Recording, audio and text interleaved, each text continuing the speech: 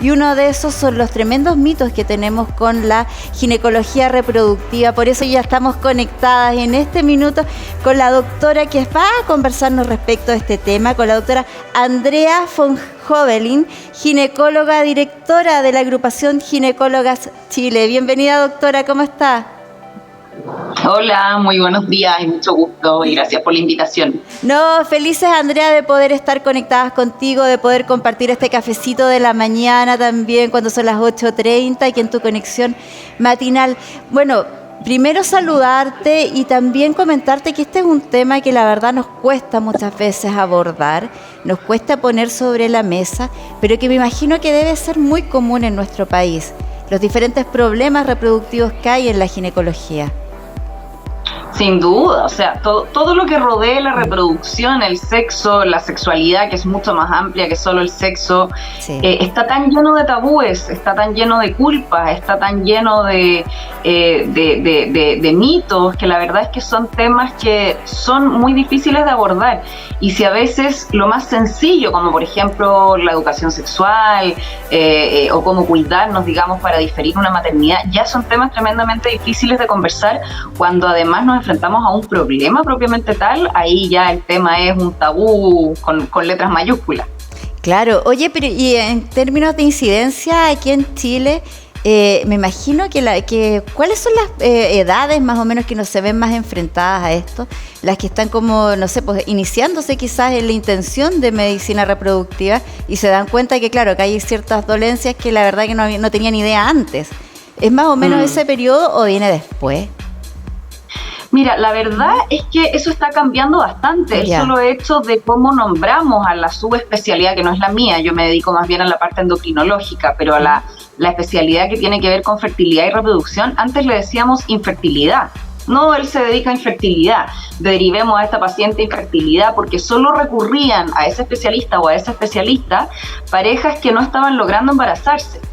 Y eso, en general, se asocia más a una edad más avanzada, sobre todo de las mujeres. Claro. La biología, yo siempre lo digo, es bastante machista. Hasta en eso. Hasta en eso. Entonces, parejas en que la mujer tiene más de 35 años y sobre todo más de 40 años eran el origen principal de esas pacientes. Y eso, per se, ya lo estamos viendo cada vez más porque la maternidad intencionada, que no es lo mismo que los embarazos, porque muchas veces uno se embaraza sin planificarlo, pero la maternidad intencionada cada vez se está difiriendo más. Entonces, obviamente, hay más mujeres o parejas, porque se dan los dos escenarios, que van a buscar un embarazo después de los 35 o 40 años y van a tener dificultades.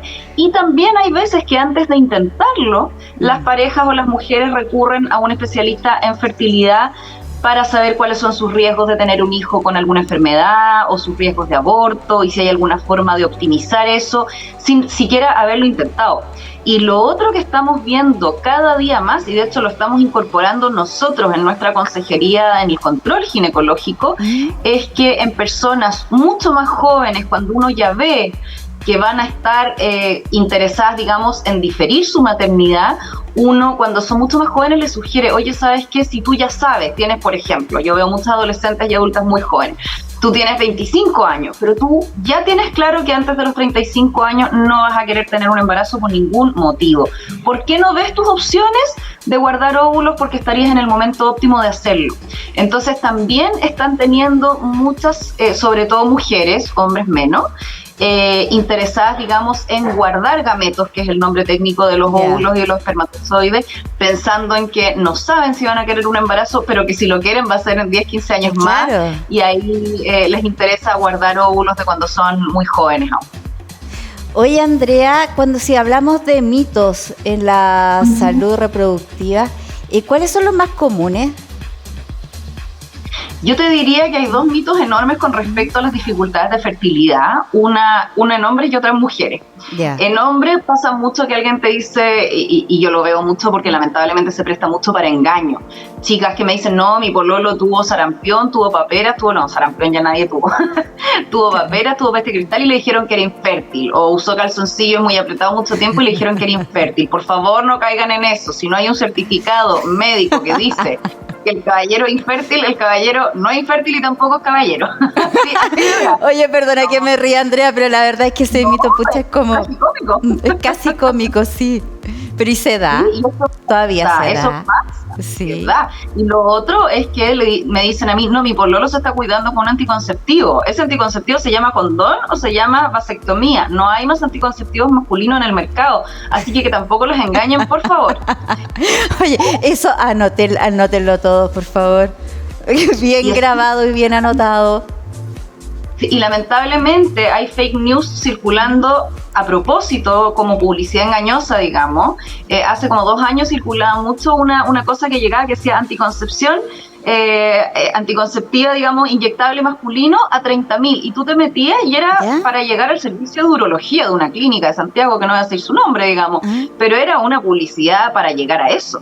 Entonces, esos son los mitos más grandes en la parte masculina. Y en las mujeres, el mito más grande por lejos, es que usar anticonceptivos deteriora la fertilidad. Y eso categóricamente no es así. Y de hecho voy más allá. Cuando tú sacas un anticonceptivo al mercado, el proceso de desarrollar la evidencia y los estudios de seguridad, así como tú tienes que comprobar que el anticonceptivo es efectivo, tú también tienes que comprobar que esa mujer va a volver a ovular y volver a ser fértil después del tratamiento anticonceptivo.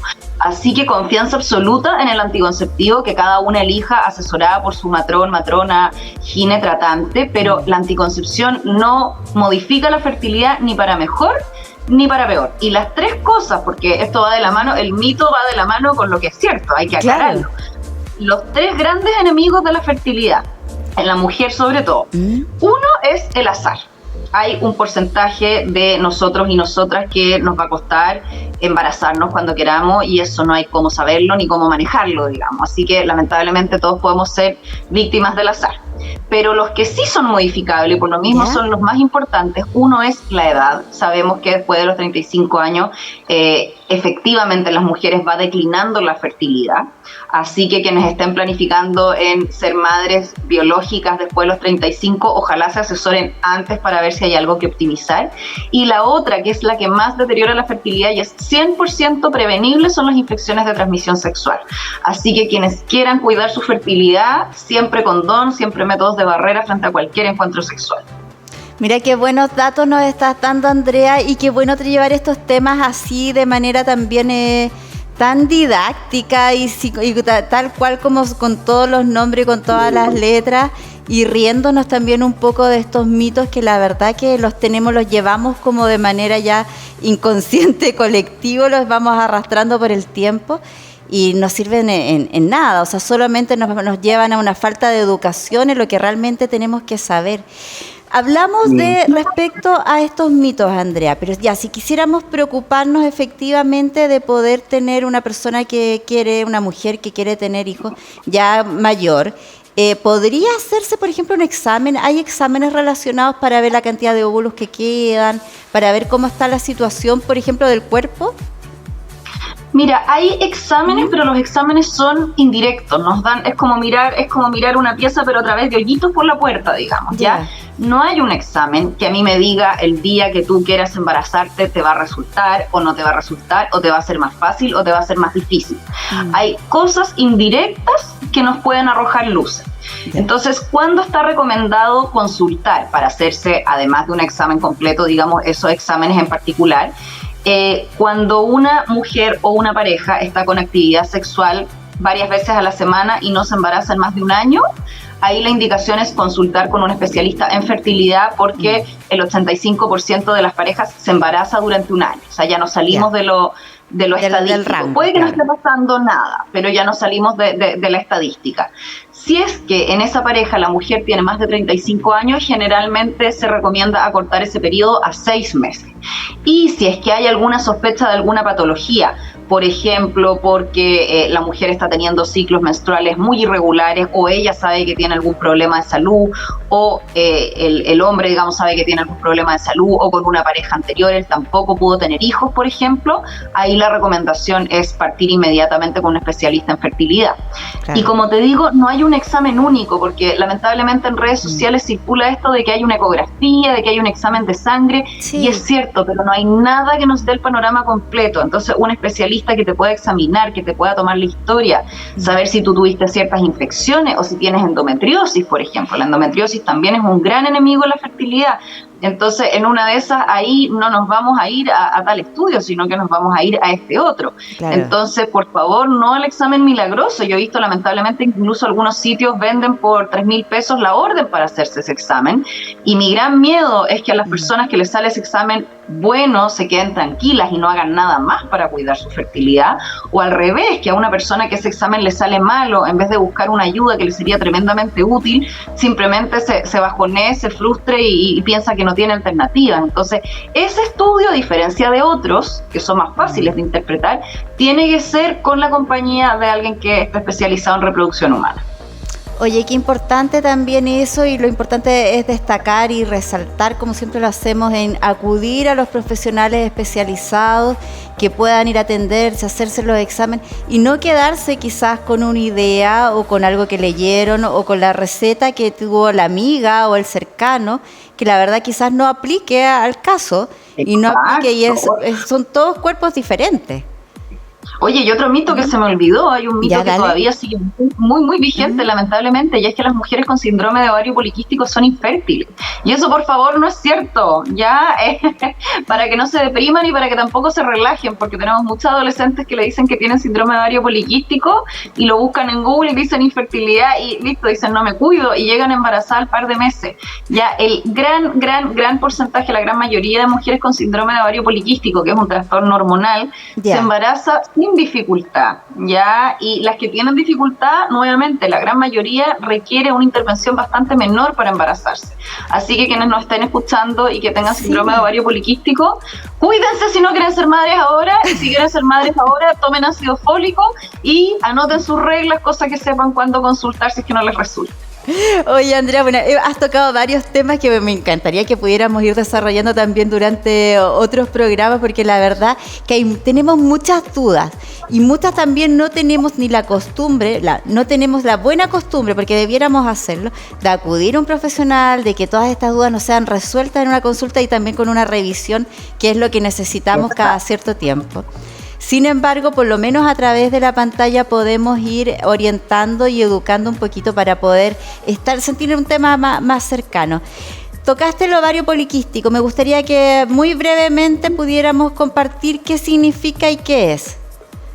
El síndrome de ovario poliquístico, de partida, el nombre está muy mal puesto, porque es un desorden generalmente sistémico del cuerpo completo, que lo que provoca es que un ovario que está sano, o sea, no es un ovario que no tenga óvulos, no es un ovario que tenga tumores, es un ovario que está sano, pero está funcionando de manera muy desordenada. Está funcionando de manera muy desordenada al momento de ovular y también produce más hormonas que se llaman androgénicas, que mal llamadas masculinas, porque las mujeres también las tenemos, pero como para explicarlo creo que es la palabra más sencilla. Entonces, generalmente las mujeres que tienen síndrome de ovario poliquístico tienen reglas muy desordenadas, que es fruto de su ovulación desordenada, tienen tendencia a la piel grasa, el acné y el aumento de vello, y tienen un patrón específico en la ecografía. Hay que tener 2 de esas 3 características y además hay que haber pasado los 18 o 19 años para que se considere que uno tiene síndrome de ovario poliquístico. No es lo mismo que tener ovarios poliquísticos en la eco, eso es normal en la mayoría de las adolescentes, por ejemplo.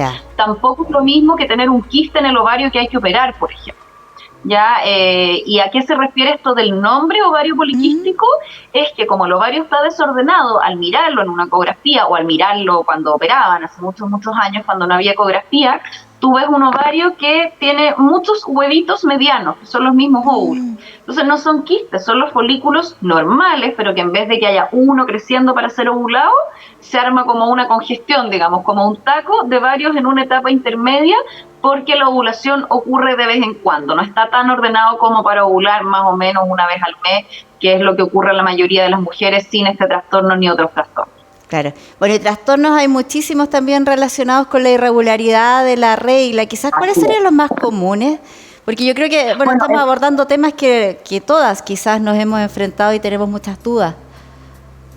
El más común en adultas es el síndrome de ovario poliquístico, pero el síndrome de ovario poliquístico por definición es de descarte. Eso significa que tengo que descartar que haya problemas a la tiroides, problemas con la prolactina, eventualmente problemas con otras hormonas o problemas en otras esferas de salud. Por lo mismo requiere un examen físico y exámenes que son más extensos que la pura ecografía. Hay veces que a alguien le piden la ecografía y se queda con la idea que tiene síndrome de ovario poliquístico, pero nunca se descartaron otras causas.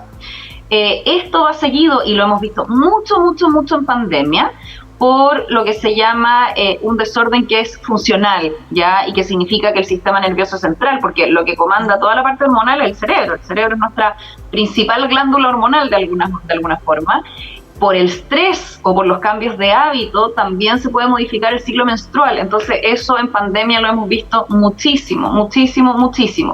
Y ahí va seguido bien de cerca por problemas con una hormona que se llama prolactina, por problemas con la tiroides, y después ya vienen causas más raras que van sumando porcentajes pequeños de a poquito: hiperplasia suprarrenal congénita, síndrome de Cushing, acromegalia, insuficiencias de otros órganos del cuerpo, trastornos de conducta alimentaria, que estamos viendo muchísimo. Esos entran como en el capítulo estrés, digamos, pero un estrés bastante específico.